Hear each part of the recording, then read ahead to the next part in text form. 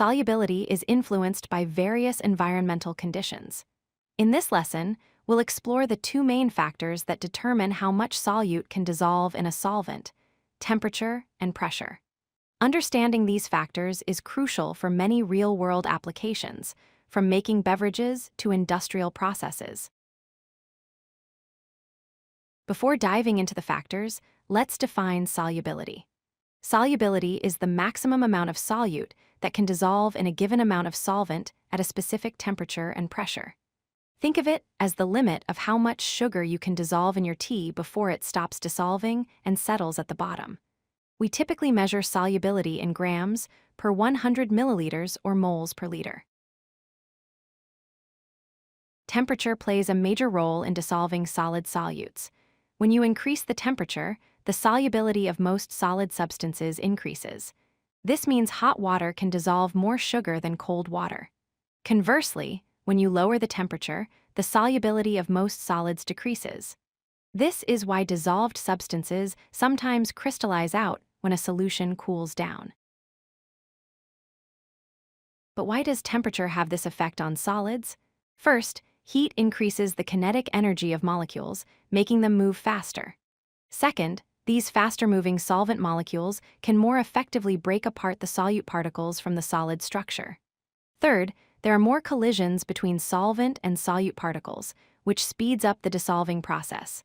All of these factors work together to increase solubility. Interestingly, gases behave in the opposite way to solids. When you increase the temperature, the solubility of gases actually decreases. This is why soda goes flat faster when it's warm. On the other hand, lower temperatures increase the solubility of gases in liquids. Cold water can hold more dissolved oxygen than warm water, which is important for aquatic life. The reason gases behave differently is related to their molecular behavior.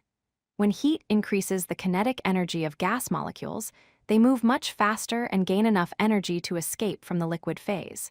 The faster these gas molecules move, the harder it becomes for the solvent to hold onto them. Eventually, they leave the solution entirely, reducing the overall solubility of the gas. Pressure is the second major factor affecting solubility, but it primarily affects gases. Higher pressure increases the solubility of gases in liquids by forcing more gas molecules into the solution. This principle is used in carbonated beverages, where carbon dioxide is dissolved under high pressure. It's important to note that pressure has minimal effect on the solubility of solids and liquids. The relationship between pressure and gas solubility is described by Henry's law, which states that the concentration of a dissolved gas is directly proportional to its partial pressure.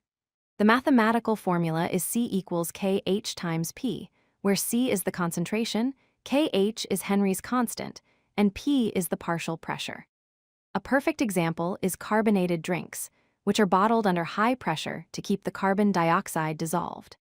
When you open the bottle, the pressure decreases and the gas escapes, creating bubbles.